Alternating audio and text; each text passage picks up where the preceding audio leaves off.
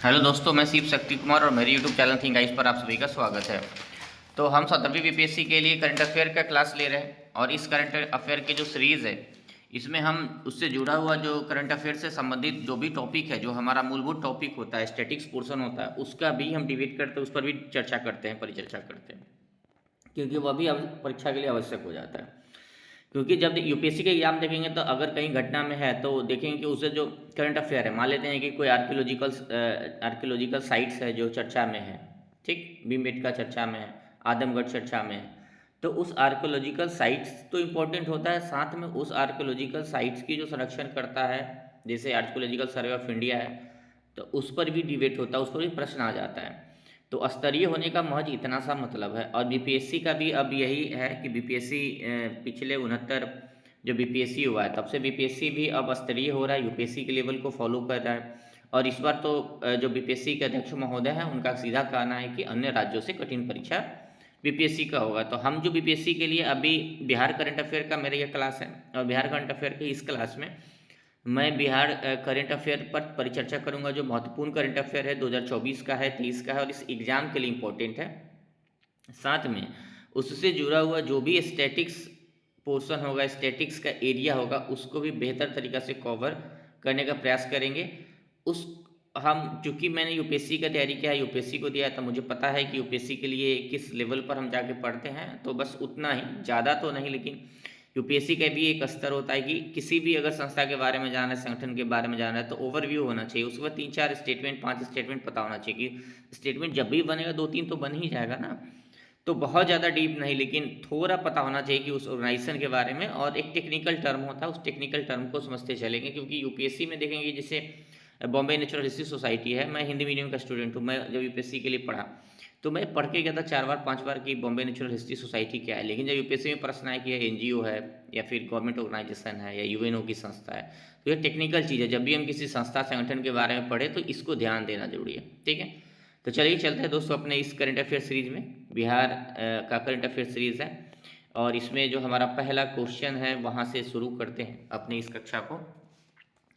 तो सबसे पहले देख लेते हैं हमारे पास जो पहला करंट अफेयर है बिहार से, कि ओएनजीसी ने तेल एवं गैस के लिए बिहार के किस जिले में कुआं खोदने की योजना बनाई है। तो ओएनजीसी कंपनी है, यह कंपनी जो है, देखेंगे कि सार्वजनिक कंपनी है, मतलब जो पब्लिक अपना क्षेत्र की कंपनी है, ठीक ना, सार्वजनिक क्षेत्र की कंपनी है ओएनजीसी। और उसने तेल गैस के लिए बिहार के जिला में, किसी जिला में कुआं खोदने की योजना बनाई, वह जिला समस्तीपुर है।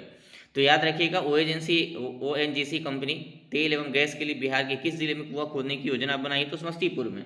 अब यहाँ स्टेटिक्स हमारा क्या हो जाता है कि जो ओएनजीसी है, ठीक ना, ओएनजीसी जो है हमारे पास तेल और प्राकृतिक गैस निगम जो है, उसके बारे में थोड़ा स्टैटिक्स जान लेते हैं। यह सार्वजनिक क्षेत्र की पेट्रोलियम कंपनी है। सार्वजनिक क्षेत्र की पेट्रोलियम कंपनी, सार्वजनिक क्षेत्र की कंपनी होने का सीधा मतलब होता है कि उसमें सरकार का जो होता है ना, शेयर ज़्यादा होता है, यानी 50% से ज़्यादा शेयर गवर्नमेंट का होता है, तो उसको हम सार्वजनिक क्षेत्र की कंपनी बोलते हैं, ठीक। 50 कम से कम 50% से प्लस ही होना चाहिए, 51% से अधिक रहता है, मतलब 50 प्लस से होता है तो हम उसको पब्लिक सेक्टर कंपनी कहते हैं, यानी कि सार्वजनिक क्षेत्र की कंपनी होता है। तो जो हमारा ओएनजीसी है, तो ऑयल एंड नेचुरल गैस जो हमारा कंपनी है, वह सार्वजनिक क्षेत्र की पेट्रोलियम कंपनी है। पेट्रोलियम कंपनी किस क्षेत्र, सार्वजनिक क्षेत्र की। इसकी स्थापना 1955 में हुआ था, इसकी स्थापना 1955 में हुआ था, और उस समय इसका नाम भारतीय भूगर्भीय सर्वेक्षण के अधीन तेल एवं गैस प्रभाग के रूप में स्थापना हुआ था, ठीक ना। 1994 में इसे ओएनजीसी नाम दे दिया गया। 2010 से यह महारत्न कंपनी है, 2010 से यह महारत्न कंपनी है। तो आप याद रखिएगा, ओएनजीसी महारत्न कंपनी है और सार्वजनिक क्षेत्र की पेट्रोलियम कंपनी है, ठीक। सार्वजनिक क्षेत्र की पेट्रोलियम कंपनी है और इसका काम है पेट्रोलियम का उत्खनन करना, देश के अंदर पेट्रोलियम पर सर्वे करता है, पता लगाता है पेट्रोलियम का उत्खनन करता है उसका, ठीक ना। तो याद ओएनजीसी को ध्यान रखिएगा। चलिए आगे देख लेते हैं। अगला जो हमारा महत्वपूर्ण करंट अफेयर है कि बिहार में एशियाई जल पक्षी गणना किसके द्वारा संपन्न किया गया। तो बिहार में एशियाई जल पक्षी गणना हुआ है, और यह गणना किसके द्वारा संपन्न हुआ है, तो दक्षिण बिहार केंद्रीय विश्वविद्यालय के शोधकर्ताओं द्वारा, दक्षिण बिहार केंद्रीय विश्वविद्यालय के शोधकर्ताओं द्वारा इसकी जनगणना हुआ है। हाँ, एशियाई जल पक्षी गणना।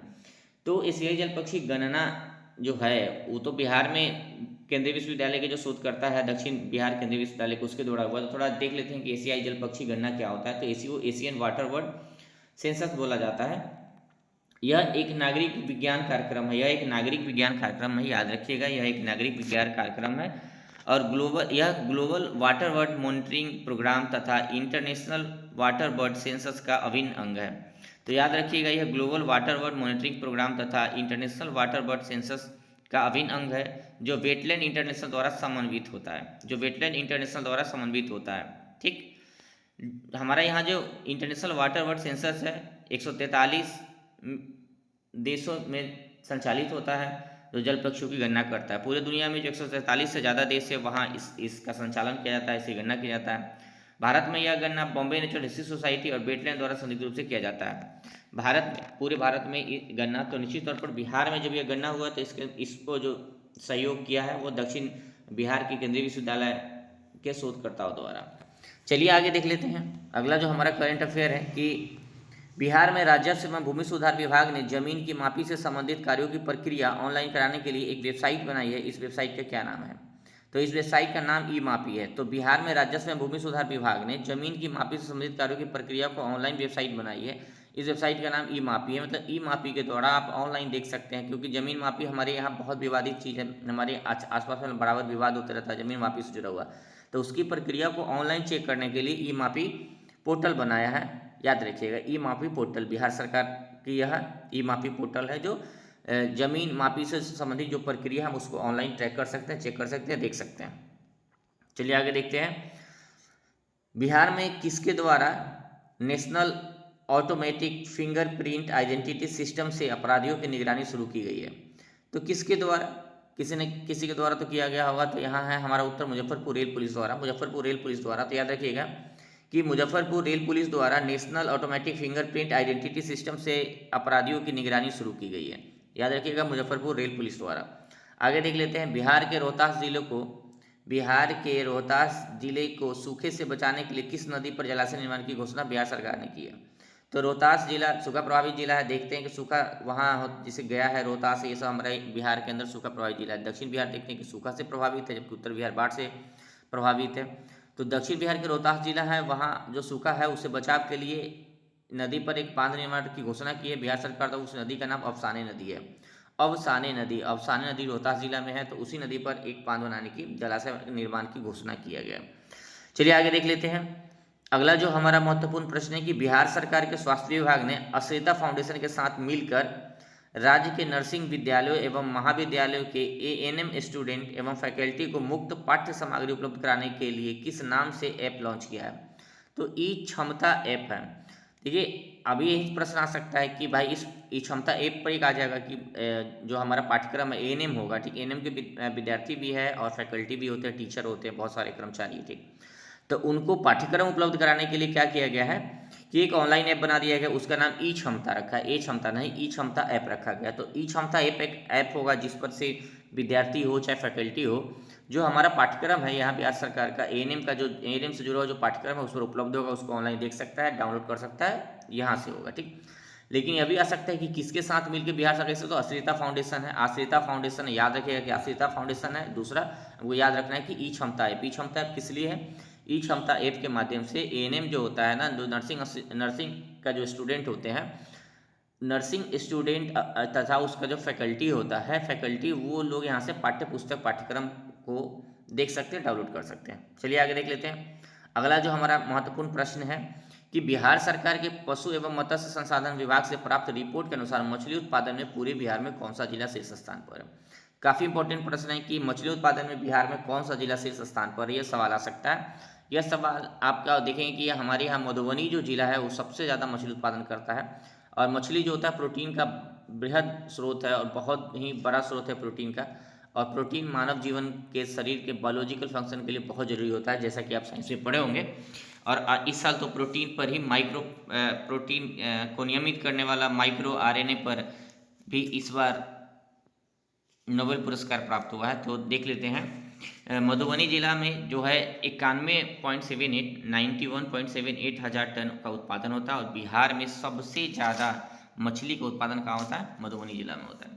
अब देख लेते हैं कि मछली उत्पादन में देश के अंदर सबसे जो बड़ा राज्य है कौन सा है, क्योंकि प्रश्न आ सकता है। तो देश में सर्वाधिक मछली उत्पादन आंध्र प्रदेश में होता है।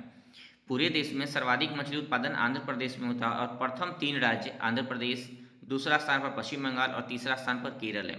तो कॉपी कलम के साथ लिख लीजिएगा, बहुत सारे जो आपको है यहाँ से स्टैटिक्स 20 क्वेश्चन आने की संभावना होती है, वो भी हो जाएगा, क्योंकि मैं इसके लिए काफ़ी परिश्रम करता हूँ। गूगल सर्च करके या फिर फैक्ट को इकट्ठा करके मैं आपके सामने प्रस्तुत करता हूँ। तो मछली उत्पादन जो है आंध्र प्रदेश में सबसे ज़्यादा होता है अपने देश के यहाँ, लगभग 40.9% है इसका। 40.9% जो मछली उत्पादन देश का होता है आंध्र प्रदेश में होता है। दूसरा स्थान पश्चिम बंगाल है, तीसरा स्थान पर केरला है।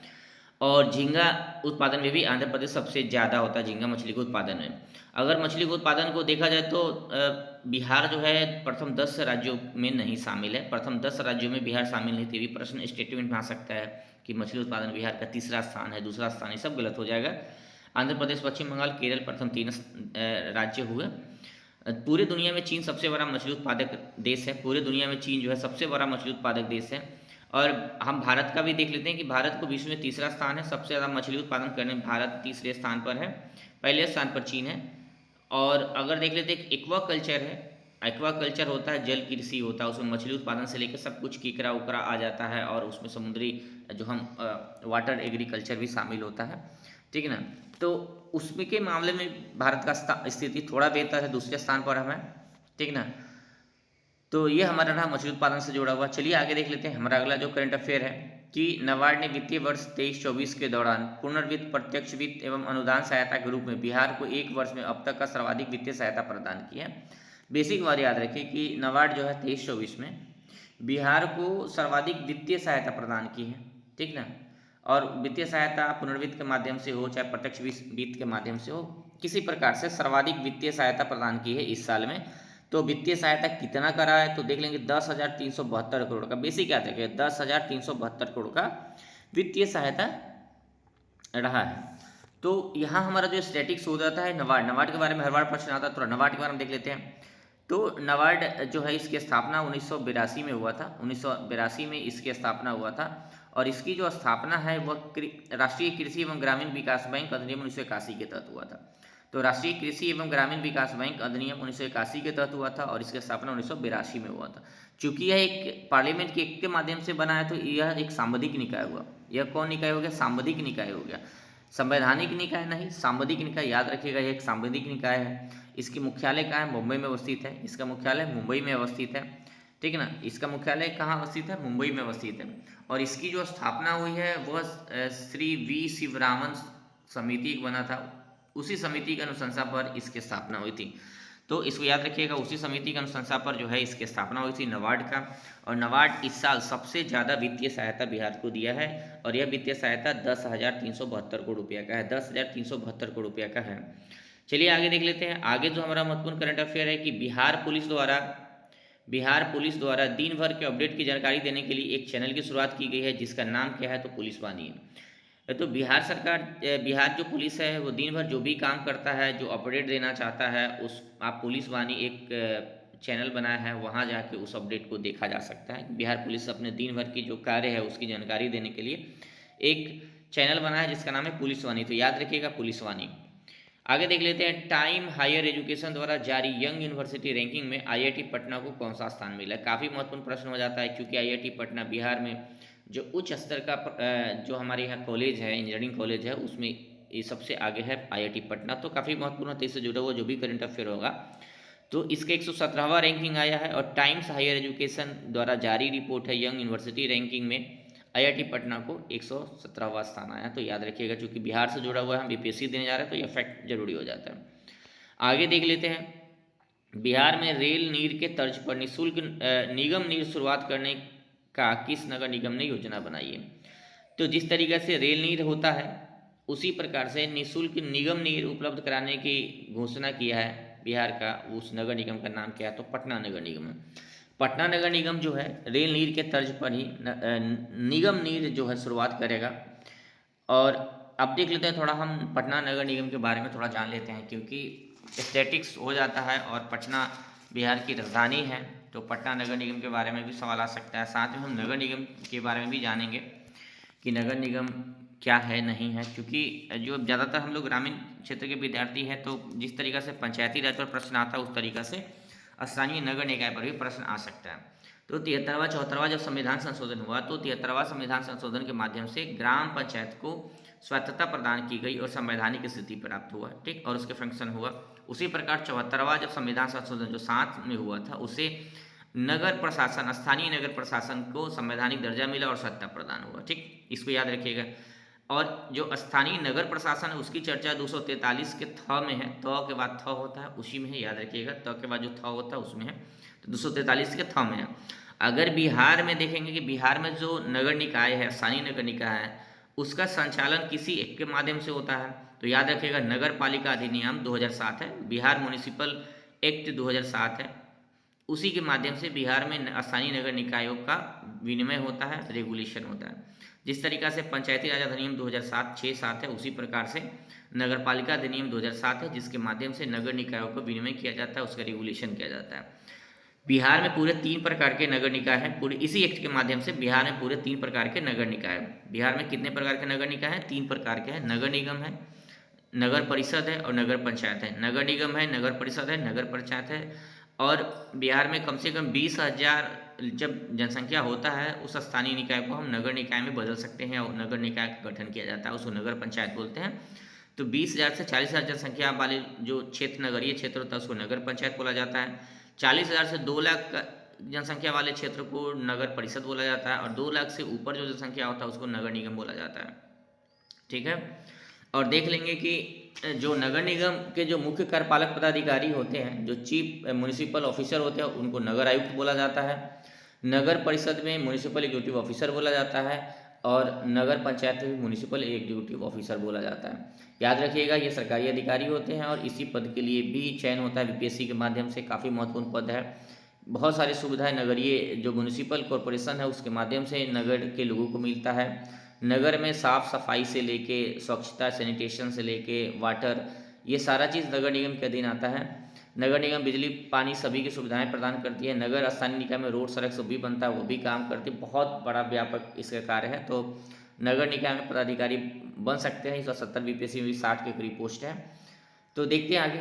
अब बिहार में अभी नगर निगम जो है 19 नगर निगम है, 19वां नगर निगम सहरसा है। तो पूरे बिहार में 19 नगर निगम है, याद रखिएगा, और 19वां नगर निगम सहरसा है। अगर नगर परिषद की बात करें तो 88 नगर परिषद है और नगर पंचायत 154 है। तो 19 नगर निगम, 88 नगर परिषद, नगर पंचायत 154, 154 है। तो अगर पटना नगर निगम की डिबेट बात कर लेते हैं, पटना नगर निगम की स्थापना जो है देखेंगे कि 1951 में पटना नगर निगम अधिनियम पारित किया गया और 15 अगस्त 1952 को 1952 को देश की आज़ादी के तुरंत 5 साल बाद जो है 15 अगस्त 1952 को पटना नगर निगम बनाया गया था। और जिस प्रकार से देखेंगे कि जो ग्राम पंचायत है वहाँ जो पंचायती राज अधिनियम है उसके माध्यम से महिलाओं को 50% आरक्षण है सभी पोस्टों के लिए, उसी प्रकार से नगर पालिका अधिनियम 2007 के तहत जनप्रतिनिधित्व में महिलाओं को 50% आरक्षण है। तो ये बात भी याद रखिएगा, काफ़ी महत्वपूर्ण फैक्ट है, इंपॉर्टेंट फैक्ट है जो आपको याद रखना है, क्योंकि बीपीएससी के पेपर के लिए तो काफ़ी महत्वपूर्ण हो जाता है। चलिए आगे देख लेते हैं। अगला जो हमारा महत्वपूर्ण प्रश्न है और महत्वपूर्ण जानकारी है कि जून 2024 को बिहार सरकार ने पटना के अलावे जिन 4 शहरों में मेट्रो रेल चलाने की इस प्रस्ताव को सैद्धांतिक मंजूरी दी है वो शहर कौन सा है। तो यह तो काफ़ी खुशी की बात है कि बिहार में भी मेट्रो शहर की संख्या बढ़ेगी बाद में चल के। अभी पटना में मेट्रो बन रहा है और पटना में जो मेट्रो बन रहा है उसको दिल्ली मेट्रो कॉरपोरेशन जो रेल कॉरपोरेशन है उसके द्वारा बनाया जा रहा है। तो ये भी प्रश्न आ सकता है कि पटना मेट्रो का निर्माण कौन कर रहा है, तो दिल्ली मेट्रो रेल कॉरपोरेशन है उसके द्वारा हो रहा है। अपने देश के अंदर रेलवे जो मेट्रो रेल है उसमें दिल्ली का सबसे बेहतर मेट्रो संचालन अभी है, ठीक है ना, क्योंकि वह पर्यावरण अनुकूल भी है। आप देखेंगे कि बिजली का जो वहाँ संचय की प्रक्रिया है उसको भी देखा सकता है। उसको आईएसओ के तहत जो है 1400 जो मान्यता होती है बेहतर प्रबंधन के लिए, आईएसओ की मान्यता है 14,000 वो भी प्राप्त है, ठीक ना। तो अपने यहाँ जो मेट्रो है पटना के अलावे 4 शहर को दिया गया है। तो 4 शहर मुजफ्फरपुर है, गया है, भागलपुर है, दरभंगा है। तो बिहार सरकार इसकी सैद्धांतिक मंजूरी दे दी है कि इस 4 शहर में भी मुजफ्फरपुर, गया, भागलपुर और दरभंगा में मेट्रो बनाया जाए, सैद्धांतिक मंजूरी मिला है। चलिए आगे देख लेते हैं। अगला जो हमारा महत्वपूर्ण प्रश्न है कि भारतीय पुरातत्व सर्वेक्षण द्वारा बिहार के किस स्थान पर डिजिटल संग्रहालय का निर्माण किया जा रहा है? तो राजगीर में। तो बिहार के राजगीर में भारतीय पुरातत्व सर्वेक्षण द्वारा डिजिटल संग्रहालय बनाया जा रहा है। तो राजगीर के बारे में, राजगीर की ऐतिहासिकता के बारे में आपको पता है कि राजगीर मगध का सबसे पहला राजधानी है, मगध साम्राज्य का पहला राजधानी है राजगीर। राजगीर में जरासंध और भीम के बीच युद्ध हुआ था। राजगीर में राजधानी जो था वहाँ एक पुराना दीवार है, दीवार से घिरा हुआ है। राजगीर 5 पर्वतों से घिरा हुआ शहर था, जिसमें रत्नगिरी, विमलगिरी, विपुलगिरी ये सब जो है, ठीक ना।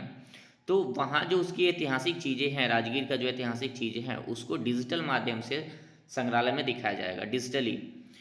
आप देख लेते हैं हमारे पास जो यहाँ एक आ जाता है कि भारतीय पुरातत्व जो सर्वेक्षण है, आर्कियोलॉजिकल सर्वे ऑफ इंडिया, इसके बारे में थोड़ा देख लेते हैं। तो आर्कियोलॉजिकल सर्वे ऑफ इंडिया की स्थापना 1861 में हुआ था। आर्कियोलॉजिकल सर्वे ऑफ इंडिया की स्थापना 1861 में हुआ था और इसके संस्थापक अलेक्जेंडर कनिंघम थे। इसके संस्थापक अलेक्जेंडर कनिंघम थे। तो याद रखिएगा, आर्कियोलॉजिकल सर्वे ऑफ इंडिया भारतीय पुरातत्व सर्वेक्षण की स्थापना 1861 में 1861 में हुआ था, जिसके संस्थापक अलेक्जेंडर कनिंघम थे और वही इसके प्रथम डायरेक्टर जनरल भी थे। तो ये भी पूछा जा सकता है कि आर्कियोलॉजिकल सर्वे ऑफ इंडिया के प्रथम डायरेक्टर जनरल कौन थे? तो अलेक्जेंडर कनिंघम हो जाएगा। अब आर्कियोलॉजिकल सर्वे ऑफ इंडिया जो है किस मंत्रालय के अधीन काम करता है? तो ये पूछा जा सकता है। तो संस्कृति मंत्रालय के अधीन आता है। तो ये कल्चर मिनिस्ट्री जो है इंडिया का, उसके अधीन आता है, उसी के अधीन काम करता है। और यह अपना शक्ति कहाँ से अधिग्रहण ग्रहण करती है? तो एक देख लेंगे कि प्राचीन स्मारक में पुरातात्वीय स्थल और अवशेष अधिनियम 1958 है, इसके माध्यम से शक्ति अर्जित करती है। दूसरा जो हमारा एक्ट है पुरावशेष तथा बहुमूल्य कलाकृतियाँ अधिनियम 1972, उससे भी रेगुलेट होती है, उससे भी शक्ति ग्रहण करती है। और इसका मुख्य काम क्या है कि जो भी ऐतिहासिक स्मारक है, स्थल है, अवशेष है, उसका रख रखाव करना, अनुसंधान करना, प्रशिक्षण देना, इसका मुख्य काम है। तो चलिए आर्कियोलॉजिकल सर्वे ऑफ इंडिया के बारे में हम देख लिए। और आर्कियोलॉजिकल सर्वे ऑफ इंडिया क्या कर रहा है कि डिजिटल संग्रहालय बना रहा है। कहाँ बना रहा है? राजगीर में, जहाँ राजगीर की ऐतिहासिकता को, प्राचीनता को, उसका जो ऐतिहासिक धरोहर है उसको डिजिटल माध्यम से डिजिटली लोगों को दिखाया जाएगा। आगे देख लेते हैं। अभी जो है कि अडानी ग्रुप ने बिहार के किस जिले में 50 मेगावाट क्षमता का प्रदेश का सबसे बड़ा सोलर प्लांट स्थापित किया है? तो प्रदेश का ये सबसे बड़ा सोलर प्लांट है, 50 मेगावाट क्षमता का है। तो याद रखिएगा कि कितना मेगावाट क्षमता का है? तो 50 मेगावाट क्षमता का है। बिहार का सबसे बड़ा सोलर प्लांट है। इसकी स्थापना कहाँ किया गया है? तो बांका में किया गया है। कौन कर रहा है? अडानी ग्रुप किया है। तो अडानी ग्रुप याद रखिएगा, जो अडानी ग्रुप है उसके द्वारा स्थापना किया गया है। चलिए आगे देख लेते हैं। जो हमारा अगला महत्वपूर्ण प्रश्न है, जो करेंट है, कि बिहार के पर्यटन विभाग द्वारा किस स्थान पर इन्वेस्टमेंट मीट रोड शो का आयोजन किया गया? तो ये भी पूछा, कभी कभी होता है कि बहुत जो बड़ा इवेंट होता है उस इवेंट का डेट पूछ लेता है, तिथि पूछ लेता है। तो 14 जून 2024 याद रखिएगा। 14 जून 2024 को बिहार का जो पर्यटन विभाग है, अपने यहाँ देखें कि बिहार में, बिहार सरकार में विभाग जो होता है वो मंत्रालय होता है, यानी यहाँ मंत्रालय को विभाग बोल देते हैं। पर्यटन विभाग का मतलब यहाँ मिनिस्ट्री से है। तो हमारा जो डिपार्टमेंट लिख दिया जाता है अपने यहाँ मंत्रालय को। तो जो पर्यटन विभाग है उसके द्वारा इन्वेस्टमेंट मीट या रोड शो बनाया गया कि ताकि बिहार में इन्वेस्टमेंट आ सके। बिहार जान रहे कि आर्थिक रूप से पिछड़ा हुआ राज्य है, यहाँ इन्वेस्टमेंट बहुत कम आता है। आप देखेंगे कि FDI जितना आता है उससे सर्वाधिक FDI उधर ही रह जाता है, दक्षिण भारत में है। देखेंगे तमिलनाडु में सबसे ज़्यादा FDI आता है, कर्नाटका हो गया। तो बिहार में इन्वेस्टमेंट को खींचने के लिए, बिहार की तरफ आकर्षित करने के लिए इन्वेस्टमेंट मीट और रोड शो हुआ, ये दिल्ली में हुआ था। तो याद रखिएगा बिहार के पर्यटन विभाग द्वारा एक रोड शो किया गया दिल्ली में, इन्वेस्टमेंट मीट रोड शो था, ताकि इन्वेस्टर जो है बिहार में इन्वेस्ट करे, बिहार का जो इंडस्ट्रियल बेस है वो बड़ा हो सके। चलिए आगे देख लेते हैं। अगला जो हमारा महत्वपूर्ण प्रश्न है कि बिहार का कौन सा जिला पूरे बिहार में आयुष्मान भारत कार्ड बनाने में प्रथम स्थान पर रहा है? तो आयुष्मान भारत कार्ड अभी बहुत तेज गति से बन रहा है और उसमें पूरे बिहार में जो हमारे जितने ज़िले हैं 38 ज़िले हैं, तो उसमें सबसे ज़्यादा आयुष्मान कार्ड कौन बना है, प्रथम स्थान पर कौन रहा है? तो पटना जिला रहा है। तो आयुष्मान भारत कार्ड अब देख लेते हैं थोड़ा। इस आयुष्मान भारत कार्ड जो है हमारा योजना है उसके बारे में देख लेते हैं, समझ लेते हैं, क्योंकि ये स्टैटिक्स प्रश्न है, प्रश्न आ सकता है यहाँ से। तो एक महत्वपूर्ण स्कीम आया था, महत्वपूर्ण योजना था, और यह संसार का सबसे बड़ी स्वास्थ्य बीमा योजना था। उसका नाम था प्रधानमंत्री जन आरोग्य योजना या फिर आयुष्मान भारत योजना। प्रधानमंत्री आयुष्मान भारत योजना या प्रधानमंत्री जन आरोग्य योजना आया था। इसको 2008 में लॉन्च किया गया था, 2008 में लॉन्च किया गया था। और इस योजना के तहत जो था कि बीमा प्रदान करता था, भारत सरकार बीमा प्रदान करती है, जिससे माध्यमिक देखभाल एवं तृतीय देखभाल के लिए प्रति परिवार, याद रखिएगा यहाँ प्रति परिवार की बात हो रहा है, 5 लाख का बीमा राशि प्रदान किया जाता है। तो इस कार्ड के माध्यम से 5 लाख का बीमा राशि होता है कि अगर यह पूरे परिवार का होता है, किसी एक व्यक्ति नहीं, प्रश्न आ जाए कि प्रत्येक परिवार के प्रत्येक व्यक्ति को तो नहीं, एक पूरे परिवार के लिए एक सामूहिक आयुष्मान भारत कार्ड बनता है। उस आयुष्मान भारत कार्ड में 5 लाख का बीमा होता है, मतलब अगर उस व्यक्ति का तबीयत खराब होता है, ऑपरेशन कराना है, तो 5 लाख रुपया तक निःशुल्क उसका इलाज किया जा सकता है उस कार्ड के माध्यम से। और फिर उस कार्ड के माध्यम से जो भी खर्च होता है, जिस अस्पताल में इलाज होता है, वो अस्पताल वहाँ से पैसा निकाल लेता है। तो जो हमारा यह योजना था प्रधानमंत्री जन आरोग्य योजना, इसमें 60-40 का रेशियो है, केंद्र सरकार राज्य सरकार पैसा देती है, और आपको पता है कि जो पूर्वोत्तर राज्य है उसके लिए 90-10 का रेशियो होता है। और इस जो योजना है प्रधानमंत्री जन आरोग्य योजना, फिर आयुष्मान भारत कार्ड योजना जो है, उसका संचालन राष्ट्रीय स्वास्थ्य प्राधिकरण करता है, वही नोडल एजेंसी है। उसी प्रकार राज्य में भी राज्य स्वास्थ्य प्राधिकरण है, वो राज्य स्तर पर नोडल एजेंसी होता है। ठीक, तो जो प्रधानमंत्री जन आरोग्य बीमा है, आप ध्यान दीजिएगा कि इसमें निजी जो अस्पताल होते हैं वो भी शामिल। ऐसा नहीं कि उस कार्ड को लेके केवल सरकारी अस्पताल में जाएंगे तभी इलाज होगा, नहीं। हम उस कार्ड को लेके जो सूचीबद्ध जो अस्पताल है, वो सरकार की तरफ से अस्पतालों का एक लिस्ट है, सूचीबद्ध अस्पताल है, आप वहाँ जाकर इलाज कराएंगे, वो सरकारी भी है निजी भी है। ऐसा नहीं कि केवल सरकारी, अगर स्टेटमेंट आ जाता है कि जो आयुष्मान भारत कार्ड है उसको लेकर केवल सरकारी जो अस्पताल है वही इलाज करा सकते हैं, तो ये स्टेटमेंट गलत हो जाएगा। अब एक शब्द यहाँ देखिए कि जो यह स्कीम है ये द्वितीय तृतीय देखभाल के लिए है, द्वितीय तृतीय देखभाल के लिए, थोड़ा समझने का प्रयास करेंगे, क्योंकि भारत में देखेंगे कि जो हमारे यहाँ जो मेडिकल फैसिलिटी है उसका 3 टियर सिस्टम है, मतलब त्रिस्तरीय है। प्राथमिक स्तर पर अगर देखें चिकित्सा केंद्र है हमारे देश के अंदर, तो वह प्राइमरी स्वास्थ्य केंद्र जो पंचायत में होता है वह है, ब्लॉक लेवल पर होता है। पंचायत स्तर पर देखेंगे कि हर पंचायत में या 2-3 पंचायत में प्राथमिक स्वास्थ्य केंद्र है, उसको टियर 1 बोला जाता है। दूसरे लेवल पर जिला स्तरीय जो भी हमारे अस्पताल होते हैं उसको टियर 2 बोला जाता है। और टियर 3 में एम्स जैसे अस्पताल, पटना PMCH जैसे अस्पताल जो बृहद स्तर पर अस्पताल होता है उसको माना जाता है, ठीक है ना। तो यह जो स्वास्थ्य कार्ड है आयुष्मान भारत स्वास्थ्य कार्ड है, टियर 2 और टियर 3 के लिए है, क्योंकि यह प्राइमरी लेवल पर व्यक्ति को नहीं सुविधा मिलता है। जैसे अगर किसी को बुखार है, खांसी है, तो निश्चित तौर पर प्राइमरी स्वास्थ्य केंद्र पर जाएगा, वहाँ आयुष्मान कार्ड लगाएगा तो उसको कोई लाभ नहीं, क्योंकि टियर 2 टियर 3 में बृहद स्तर पर उसको कोई बीमारी हो जाता है। और यही भी इसका आलोचना भी होता है कि जो लोग हम उस लेवल तक पहुँच क्यों रहे हैं बीमार होने के बाद, तो बेसिकली यह तो डॉक्टर का बीमा हो गया, क्योंकि अगर एक व्यक्ति बीमारी है, मान ले तो उसको ऑपरेशन कराना है, Ayushman Bharat card scheme card से गया और दिया, कार्ड से ऑपरेशन हो गया, फिर उसको उस पैसा तो उसको मिलेगा जो अस्पताल का संचालक है या फिर जो डॉक्टर है उसको प्राप्त होगा, व्यक्ति को कुछ तो लाभ नहीं मिला, तो इसलिए इसकी आलोचना होती है। फिलहाल यह भी एक काफ़ी महत्वपूर्ण प्रोग्राम है, क्योंकि आलोचना तो होती है, सरकार का हर कदम का आलोचना होता है और आलोचना होना भी चाहिए, डेमोक्रेसी का यह मूल लक्षण है और बेहतर चीज़ है। लेकिन इसका बृहद स्तर पर लाभ है, क्योंकि गरीब परिवार जिसको कोई बीमारी है, बृहद स्तर का बीमारी होता है, ऑपरेशन होता है, तो उसके पास पैसा नहीं होता, आउट ऑफ जो एक्सपेंडिचर होता है, आउट ऑफ पॉकेट एक्सपेंडिचर जिसको हम लोग पढ़ते हैं, वो काफ़ी बढ़ जाता है और गरीब व्यक्ति के लिए काफ़ी दुखद होता है, उसके पास 1 लाख 2 लाख रुपए नहीं होता। तो यह स्कीम जो है किसी भी प्रकार का जो आकस्मिक बहुत बड़ा बीमारी होता है उसकी रक्षा के लिए और उस व्यक्ति की दिवालिया हो जाने से बचाने के लिए बहुत ज़रूरी है। चलिए आगे देख लेते हैं। अगला जो हमारा महत्वपूर्ण प्रश्न है कि बिहार राज्य का जो स्वास्थ्य समिति है वह प्रत्येक महीना किस तारीख को राज्य के प्रत्येक स्वास्थ्य केंद्र पर आयुष्मान स्वास्थ्य शिविर आयोजन का निर्णय लिया है। तो बिहार राज्य का स्वास्थ्य समिति जो है प्रत्येक महीने के किस तारीख को, एक तारीख है, उस तारीख को राज्य के प्रत्येक स्वास्थ्य केंद्र पर आयुष्मान स्वास्थ्य शिविर आयोजन करने का निर्णय लिया है। तो प्रत्येक महीने के 14 तारीख को, प्रत्येक महीने के 14 तारीख को जितने भी स्वास्थ्य केंद्र है बिहार में वहाँ आयुष्मान स्वास्थ्य शिविर का आयोजन किया जाएगा। तो अभी देख रहे हैं कि आयुष्मान स्वास्थ्य कार्ड बहुत तेज गति से बढ़ रहा है, तो इसके लिए प्रत्येक महीना 14 तारीख को निश्चित किया गया है कि भैया एक शिविर लगेगा और लोगों को देखा जाएगा, बुलाया जाएगा, उसकी जो समस्या है उसको सुना जाएगा, कार्ड का निर्माण किया जाएगा। चलिए आगे देख लेते हैं। अगला जो हमारा महत्वपूर्ण प्रश्न है कि अभी एक बिहार का जो कह ले कि बिहार का गर्व जो है, बिहार का ऐतिहासिकता है, बिहार को पहचान देता है नालंदा विश्वविद्यालय। इस नालंदा विश्वविद्यालय आधुनिक नालंदा विश्वविद्यालय का जो है उद्घाटन किया गया और यही उद्घाटन श्री नरेंद्र मोदी जी के द्वारा किया गया है। तो एक प्रश्न तो यही आ जाएगा कि अभी हाल ही में आधुनिक नालंदा विश्वविद्यालय का उद्घाटन किया गया और उसका उद्घाटन कौन किया है, तो लिखा रहेगा, तो देख लेंगे कि माननीय जो हमारे प्रधानमंत्री श्री नरेंद्र मोदी जी है, उनके द्वारा इस नालंदा विश्वविद्यालय का जो है उद्घाटन किया गया है।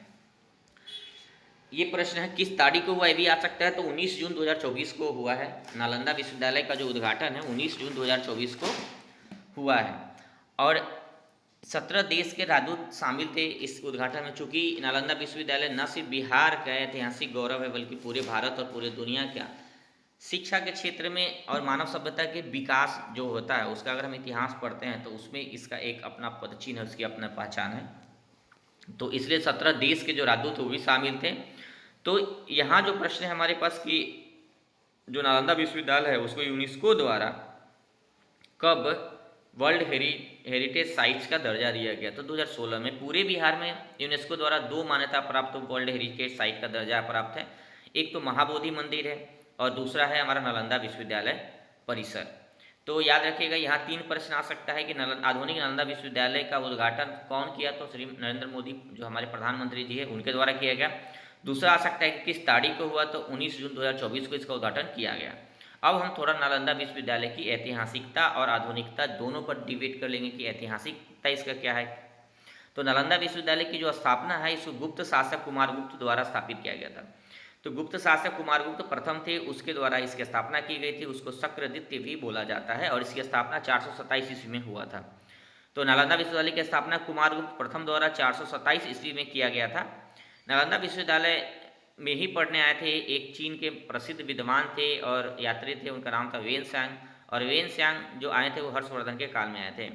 तो वेनस्यांग का जो आगमन हुआ था हर्षवर्धन के काल में हुआ था और वो एक बौद्ध विद्यार्थी थे, बौद्ध भिक्षु थे, बौद्ध विद्वान थे, जो बिहार में नालंदा विश्वविद्यालय में बौद्ध धर्म का अध्ययन करने आए थे, बौद्ध धर्म की शिक्षा प्राप्त करने के लिए आए थे। 670 ईस्वी में इत्सिंग नामक एक चीनी यात्री आया था, वो भी काफ़ी प्रसिद्ध है, याद रखिएगा। और नालंदा जो हमारा विश्वविद्यालय था, प्राचीन नालंदा विश्वविद्यालय, अपने ज्ञान बुद्धि के लिए पूरे दुनिया में प्रसिद्ध था, अपने पाठ्यक्रम के लिए, अपने शिक्षा पाठ्यक्रम के लिए। और यहाँ से जो विद्यार्थी हुए वो पूरे दुनिया में प्रसिद्ध हुए, विश्व प्रसिद्ध हुए, मानव कल्याण के लिए भी काम किए हुए। यहाँ जो शिक्षक हुए उनमें नागार्जुन, आर्यभट्ट, धर्मकीर्ति, ये सब महान गुरु यहाँ के थे। और नालंदा विश्वविद्यालय जो था उसको आधुनिक काल में जब देखें कि नालंदा विश्वविद्यालय का पतन कैसे हो गया, तो कुतुबुद्दीन ऐबक सेनापति था, कुतुबुद्दीन ऐबक का सेनापति बख्तियार खिलजी था, 1193 में विश्वविद्यालय को नष्ट कर दिया। तो कुतुबुद्दीन ऐबक के सेनापति था बख्तियार खिलजी, जो बिहार और बंगाल जीतने के लिए निकला था इसी के माध्यम से। तो उसी ने 1193 में विश्वविद्यालय को नष्ट कर दिया, जला दिया था। फिर इस विद्यालय की खोज 1812 में फ्रांसिस बुकानन हैमिल्टन द्वारा किया गया। तो एक जब यहाँ भारत सरकार औपनिवेशिक काल में था और उस समय अंग्रेजों का शासन भारत पर था, तो उसी समय एक जो आर्कियोलॉजिस्ट थे फ्रांसीसी बुकानन हैमिल्टन। तो ये प्रश्न आ सकता है कि नालंदा विश्वविद्यालय की खोज किसने की, तो आ जाएगा कि फ्रांसिस बुकानन हैमिल्टन द्वारा इसकी खोज किया गया 1812 में। लेकिन वो इसके जो परिसर है उसको खोज तो लिए, लेकिन यह नहीं बता पाए कि यह जो परिसर है, यह जो ढांचा है किससे जुड़ा हुआ, ये नहीं खोज पाए कि विश्वविद्यालय है।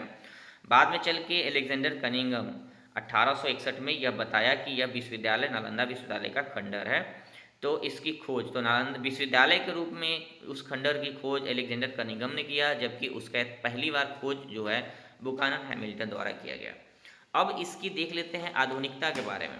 प्राचीन काल में तो इसकी महत्व रहा ही है, पूरे भारत का, पूरे दुनिया का सिरमौर रहा यह विश्वविद्यालय। जब नष्ट हो गया तो आधुनिक काल में अब APJ अब्दुल कलाम इसके पुनर्निर्माण के लिए अग्रगामी नेतृत्वकर्ता के रूप में भूमिका का निर्वहन किए थे। APJ अब्दुल कलाम और जो हमारे दक्षिण पूर्वी जो एशियाई कंट्री है, ईस्ट एशियन जो शिखर सम्मेलन होता है उसके देशों द्वारा इसका पहल किया गया कि इसका पुनर्निर्माण किया जाए। बाद में चल के भारतीय संसद द्वारा नालंदा विश्वविद्यालय अधिनियम 2010 पारित करके इसको कानूनी ढांचा प्रदान किया गया। तो नालंदा विश्वविद्यालय अधिनियम 2010 द्वारा एक कानूनी ढांचा प्रदान किया गया और इस विश्वविद्यालय की स्थापना का नींव रखा गया। इस विश्वविद्यालय जो अभी बना है यह पर्यावरण अनुकूल है, ये जो कहते हैं कि जीरो इमिशन है इसका, ठीक ना। अगर देखें कि जीरो कार्बन इमिशन जो है इस लेवल का इसका परिसर है, यहाँ जो कार्बन का उत्सर्जन होता है वो जीरो लेवल का है, अर्थात जितना यूज होता है उतना क्रिएट भी कर लेता है, ठीक ना। अब इस जो आधुनिक विश्वविद्यालय बना है इसकी बिल्डिंग को कौन बना है, तो VV दोषी एक जो वास्तुकार है। तो प्रश्न आ सकता है कि आधुनिक नालंदा विश्वविद्यालय का जो परिसर है उसका वस्तुकार कौन है? तो वीवी दोषी है। तो प्रश्न याद रखिएगा, वीवी दोषी, वीवी दोषी इसके आधुनिक जो बिल्डिंग है उसका वस्तुकार है।